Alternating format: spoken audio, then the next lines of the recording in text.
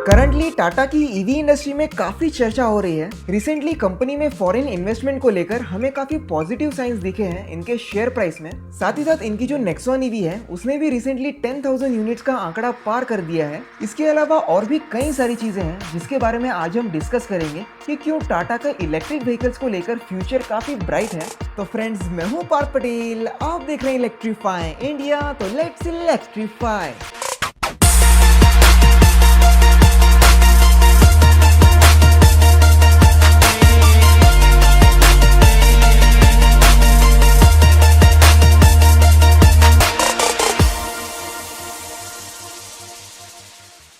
Tata currently अपनी Nexon EV के लिए जानी जाती है। ये गाड़ी प्राइस और स्पेसिफिकेशन के मामले में इतनी अच्छी है कि कुछ पैसे ज्यादा देकर मिडिल क्लास लोग भी इसे खरीद सकते हैं। तो टाटा के पास ऐसा क्या है जो कि दूसरी कंपनीज जैसे कि टेस्ला, hyundai, MG इनसे इलेक्ट्रिक व्हीकल्स के मामले में आगे रह पाती है।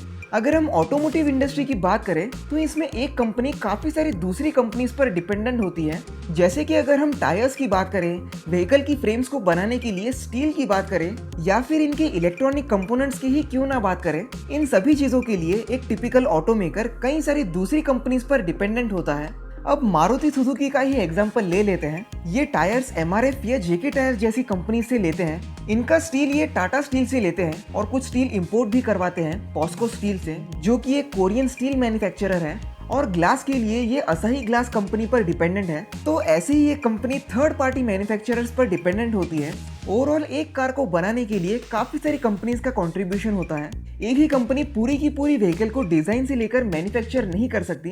Most of the companies vehicle के कुछ मेन कंपोनेंट्स ही मैन्युफैक्चर करती है, जैसे कि व्हीकल का इंजन, बॉडी एक्सेट्रा, और बाकी के जो छोटे मोटे पार्ट्स होते हैं वो कंपनी आउटसोर्स कर देती है दूसरी थर्ड पार्टी कंपनीज को। अब ऑटो इंडस्ट्री की इस डिपेंडेंस से हटकर ईवी इंडस्ट्री की बात करते हैं। तो ईवीज को सक्सेसफुल बनाने के लिए इंडिया के अंदर और ग्लोबली भी ऐसी कुछ चीजें होनी चाहिए, जैसे कि वो प्रोडक्ट काफी सेफ होना चाहिए, रिलायबल होना चाहिए, चार्जिंग नेटवर्क जो कि अफोर्डेबल और अवेलेबल हो, और सबसे जरूरी है उसकी प्राइस। इसके बिना कोई भी इलेक्ट्रिक व्हीकल ही क्यों ना हो, वो इंडिया में सक्सेसफुल नहीं हो पाएगी। अब अगर हम इलेक्ट्रिक व्हीकल्स की सप्लाई चेन को देखें तो उसका जो मेन कंपोनेंट है वो उसकी बैटरी होती है। किसी भी इलेक्ट्रिक व्हीकल में 35 to 50% कॉस्ट सिर्फ बैटरी की होती है, क्योंकि इसमें काफी सारे एक्सपेंसिव मटेरियल्स को यूज किया जाता है, जैसे कि लिथियम, मैंगनीज, एल्यूमिनियम, कॉपर, और सबसे एक्सपेंसिव मटेरियल जो कि है कोबाल्ट। स्पेशली बैटरी की एनर्जी डेंसिटी बढ़ाने के लिए ये जो रॉ मटेरियल्स हैं ये कई सारी कंट्रीज और माइनिंग कंपनी से इंपोर्ट किए जाते हैं,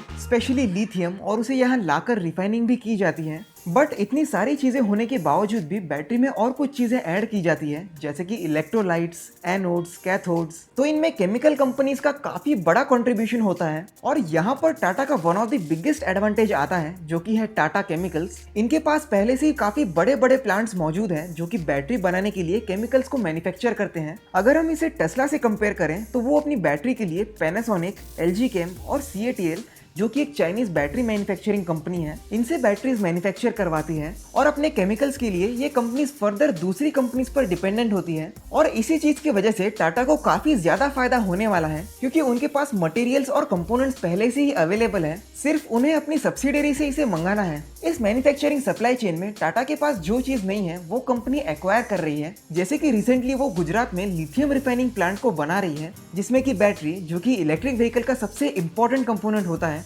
उसमें उन्हें सबसे पहले एडवांटेज मिल जाएगा। एक एग्जांपल से टेस्ला की बात करें तो पिछले साल उन्होंने सितंबर में कहा था कि वो अपनी खुद की बैटरी मैन्युफैक्चर करेंगे, बट अभी तक ये प्रोडक्शन में नहीं आई है। अभी भी ये दूसरी कंपनीज पर डिपेंडेंट है अपनी बैटरीज को मैन्युफैक्चर करने के लिए। अब बात करते हैं टाटा के दूसरे बड़े एडवांटेज के बारे में। इलेक्ट्रिक व्हीकल्स में इलेक्ट्रॉनिक्स काफी इंपॉर्टेंट चीज होती है, स्पेशली अगर हम BMS मतलब कि बैटरी मैनेजमेंट सिस्टम की बात करें, क्योंकि आप नहीं चाहेंगे कि आपकी गाड़ी अगर 40 किलोमीटर की रेंज शो कर रही है और तभी की तभी वो बीच रास्ते में बंद पड़ जाए। इसे मैनेज करने के लिए सोफिस्टिकेटेड हार्डवेयर तो यूज होता ही है, साथ ही सॉफ्टवेयर भी काफी इंपॉर्टेंट रोल प्ले करता है, और यही डिटरमाइन करता है कार की रेंज, कंजम्पशन और बैटरी लाइफ जैसी चीजें टेस्ला अपनी कार्स में खुद के डेवलप किए गए कंप्यूटर को यूज करती है, जिसके कारण ऑटो पायलट जैसी कॉम्प्लेक्स चीजें पॉसिबल हो पाती हैं। वहीं अगर हम देखें तो मारुति सुजुकी, ह्यूंडई जैसी कंपनीज के पास सॉफ्टवेयर डेवलप करने के लिए कोई फर्म ही नहीं है, जिसके कारण अगर उन्हें कुछ नया बनाना है तो उन्हें चीजें आउटसोर्स करनी पड़ती हैं। बट टाटा के पास टीसीएस जैसी बहुत बड़ी सॉफ्टवेयर कंपनी है जो कि ना सिर्फ इंडिया में बल्कि ग्लोबल लेवल पे काफी रिकॉग्नाइज्ड है,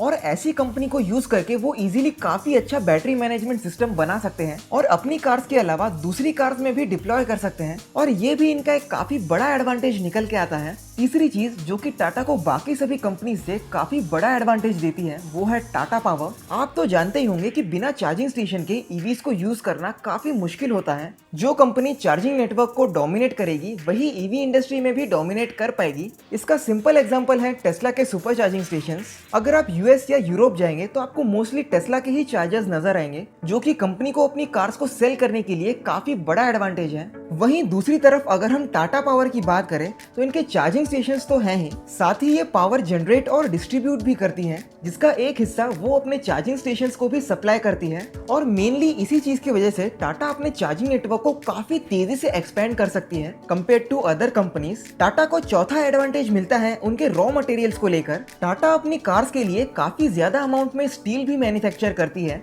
जिसके कारण उन्हें इस चीज में काफी बड़ी कॉस्ट सेविंग्स मिलती है। टाटा की कार्स में आपने एक चीज नोटिस की होगी कि इनमें स्टील की थिकनेस काफी ज्यादा होती है, जिसके कारण छोटे मोटे एक्सीडेंट्स में इन पर खरोच भी नहीं आती।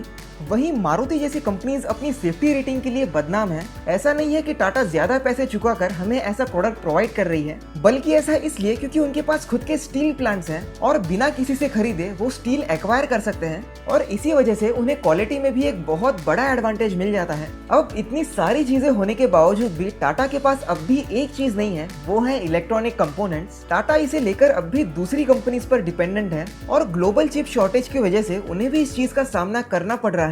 इसे टैकल करने के लिए उन्होंने 5000 करोड़ रुपीस इन्वेस्ट किए हैं इलेक्ट्रॉनिक कंपोनेंट्स को बनाने के लिए, जिससे कि ईवीज को लगने वाली सभी मेन चीजें कवर हो जाएगी और आगे चलकर उन्हें कोई प्रॉब्लम नहीं आएगी। इसके अलावा रिसेंटली टाटा को 7500 करोड़ रुपीस की फंडिंग भी मिली है, और ऐसा कहा जा रहा है कि टाटा स्पेशली इलेक्ट्रिक व्हीकल्स को मैन्युफैक्चर करने के लिए एक नई सब्सिडियरी को एस्टैब्लिश करेगी। तो टाटा का फ्यूचर डेफिनेटली ब्राइट है, काफी सारी चीजें उनके पास पहले से मौजूद हैं, तो ये इनके लिए काफी बड़ा एडवांटेज है। आप टाटा के इलेक्ट्रिक फ्यूचर के बारे में क्या सोचते हैं कमेंट्स में जरूर बताना। तो दोस्तों आई होप कि आपको वीडियो पसंद आया होगा।